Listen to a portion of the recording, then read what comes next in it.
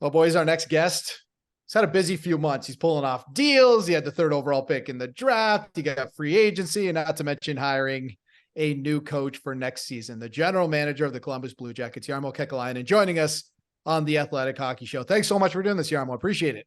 My pleasure.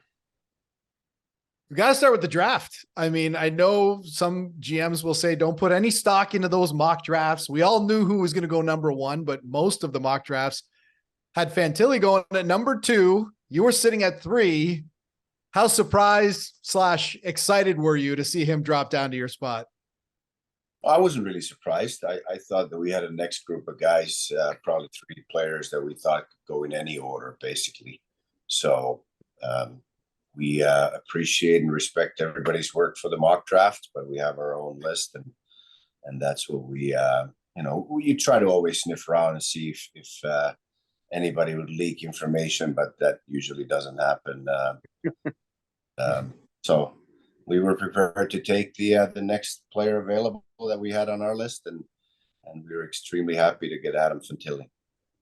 Yeah, Jarmo, talk a little bit about Fantilli as a player. I remember when we were there in March, I actually was just blown away by your crowd that game, and I know that I think you sold out 8 of your last 9 games, and it just seems like you always have this incredible support from your fans. I remember tweeting, I'm like, if anybody deserves Connor Bedard, this is the fan base. And to have Adam Fantilli be your consolation prize, not too shabby. What do you expect that you're going to get from Adam Fantilli, who coincidentally we had on the podcast a couple months ago?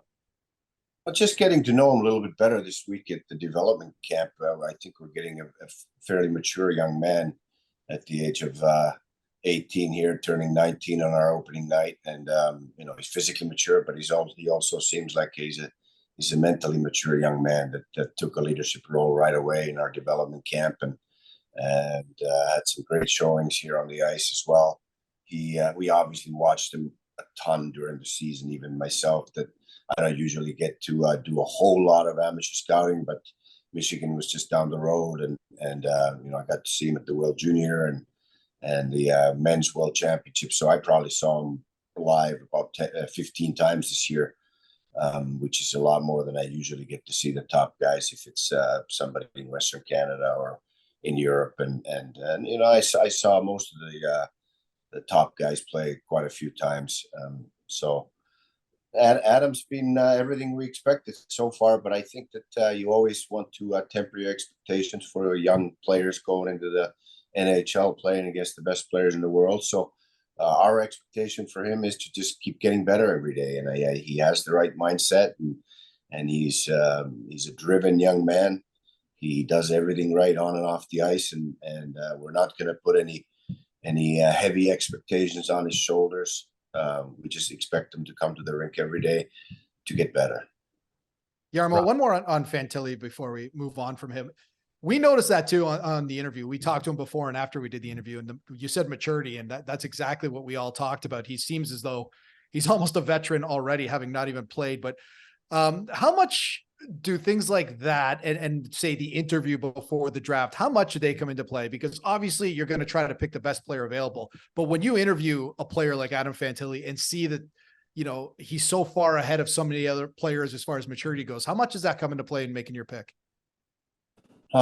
Getting to know the player, the combine interview is not really the best opportunity. You got 15 minutes to try to figure out the player, how he is as a person. But we do our interviews during the year. The area scout is always responsible for getting to know everything about the player on and off the ice.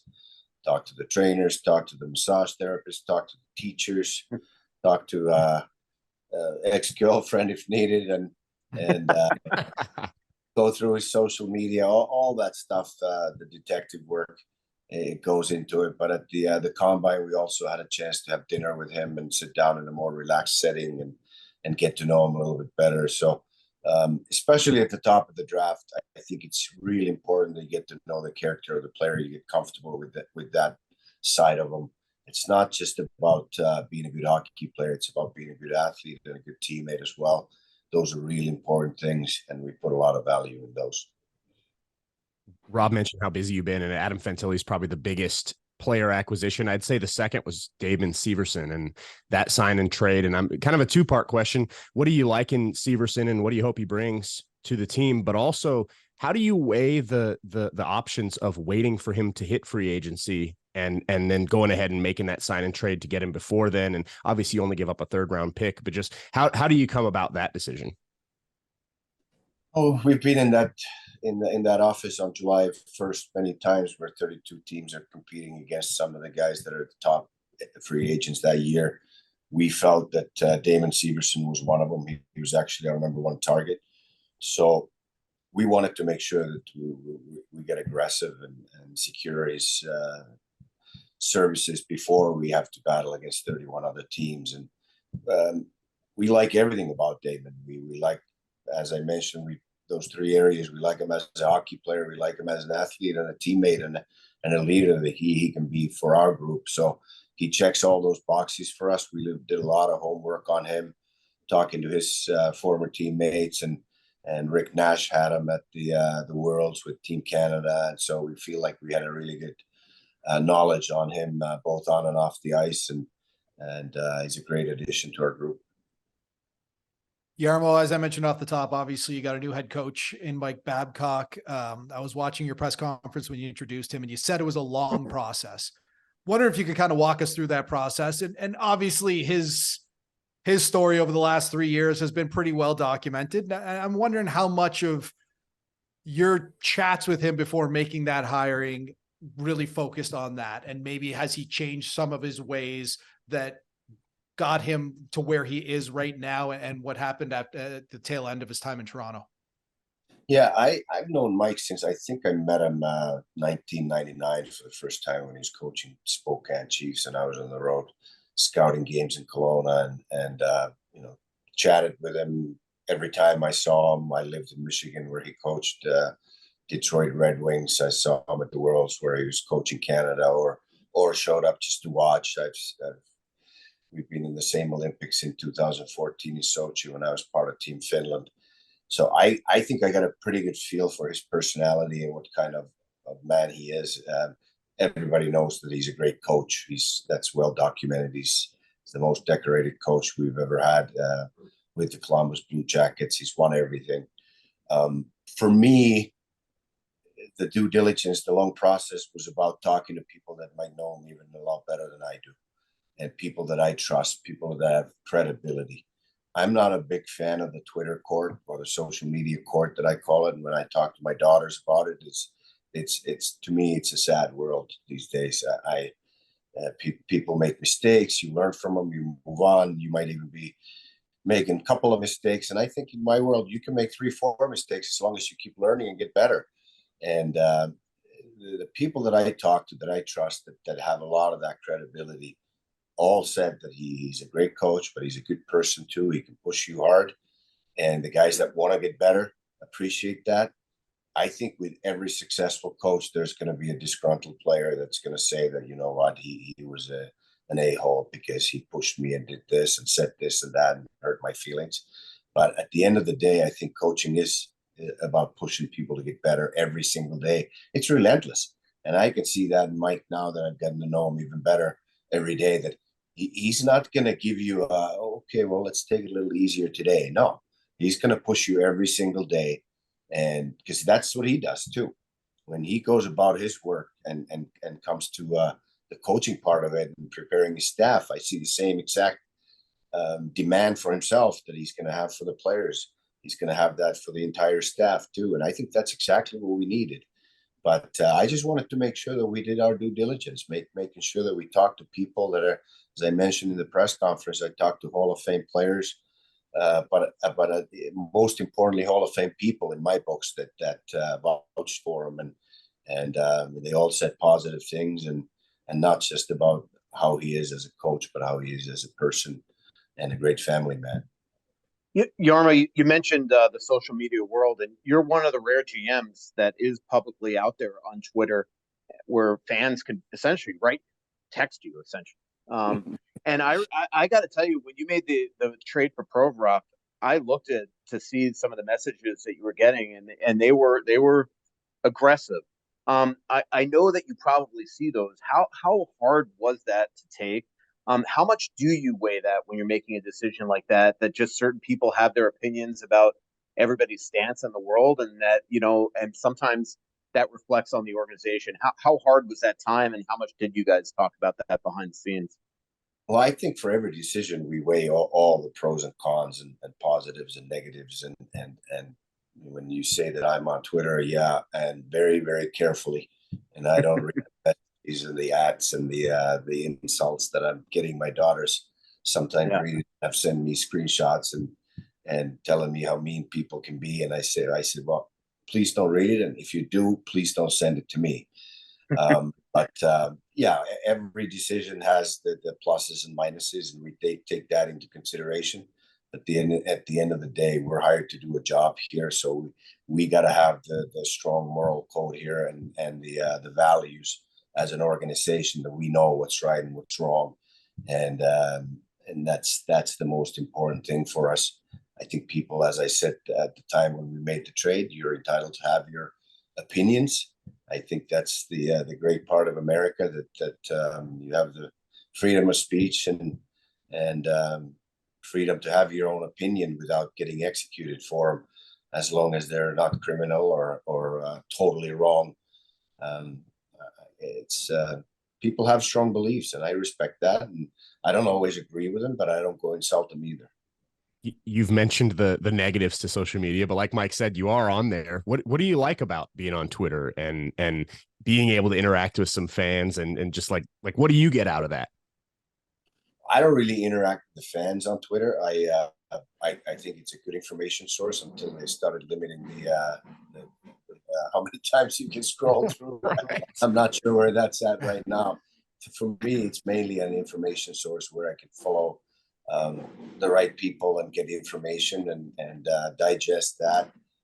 As I said, I'm very careful about what I tweet, and I try to tweet about things that are very important to me or my family or how my moral code and values are. But I weigh every single word and every single letter very carefully before I send it. Jarmo, when I think of your team last year, I mean, there's one every single year in the NHL. I just think of a team ravaged by injuries and serious ones. I know it's July 5th. I know we still have an off season, but can you update us on some of the major injuries that, the Werenskis of the world that, miss so much time? Are you going to have a healthy team? Maybe is a long way to ask that question come training camp. Yeah, we're pretty healthy now. So keep the fingers crossed there. So, but it is July, so we don't miss any games in July. So we're working hard this off season as a team and as a staff to make sure that we're very, very well prepared. I think Mike Babcock is going to be a huge part of that. Players know what to expect. He's already been in contact with our core group and getting through the whole team, and they all know that you better be in the best shape of your life coming into this year's camp. And that's going to bring the best out in your performance, but also keep you healthy and injury free. So I don't think I've ever seen a year like we had last year. I hope I never see it again. Injuries are part of the game. Every team has them, but we just couldn't, as a young team that we had, we just couldn't get over that amount of injuries. It was impossible for us, and I'm looking forward to having a healthier season next year. Jarmo, oh, sorry. Go ahead, Mike. So, Jarmo, one of the coolest parts of today's NHL is the inside glimpses that media and fans get to the way that the business is run, the locker room, things like that. And you did an incredible job last year of really bringing all of us into the Johnny Gaudreau, courting and all that stuff. And one of my favorite parts of that video, by the way, was when you called Todd Chirac to let him know that you guys signed Gaudreau, and his reaction. Todd's one of the great media relations people in the business for a couple decades now. How bring us into that courting? When did it start, and how cool was that whole process, and for your fans in Columbus to land such a incredible player? Yeah, it was interesting because obviously the top players are always on the top of the list for free agency that you're hoping for, and he was probably the most sought after free agent in the market. and we made our pitch, and then they called us back, and we were kind of like, well, you know what, they probably call everybody back in at least a courtesy call, and we're kind of like, well, you know what, there may be some hope here. And then when they called later in the afternoon, and it started really looking like, okay, this is serious, this is genuine, and we might be able to get them. It was pretty exciting. I think it was exciting for us as a staff, but it was also exciting for our fan base. And you know, but it was one of those things that you know, in your teenage years, you're courting the best looking girl in the party, and you think you have a chance, but might not be as good as you like, and but then when it comes to reality, it's great. Jarmo, a lot of times when you have the second overall pick and you get to pick a player as good as Adam Fantilli, you're a long way from winning. But as you mentioned earlier, you had a lot of injuries. The team can look a lot different this year. I'm just curious what the expectations are for this year. I covered a team in Vegas that a year ago missed the playoffs largely because of all those injuries, and their expectations were that they were going to return to, and obviously that ended up working out for them. I'm curious, how do you view the team, and do you view that there's a big step to be taken there if they can stay healthy? Yeah, absolutely. And I think it's amazing that you mentioned the Vegas there, how good they are and how deep they are. And we did a study a few years ago that if you get 300 man games lost, like basically nobody has a chance to make the playoffs. And it's only been done like once in the last 15 years or something like that. So it just goes to show you how much they can really hurt a team. But I think with the young group that we have, our expectation is still to just keep improving every day. We have so many young players, but we want to get back into that competition where we're playing meaningful games all year long. We want to have that playoffs in sight until the last game if we're not in it already. And then once you get into the big dance, you've seen many times what can happen. Anybody can get in, and Stanley Cup's been won from 16th place getting into the playoffs, and what a great story Florida had this year. So we just want to have that opportunity again.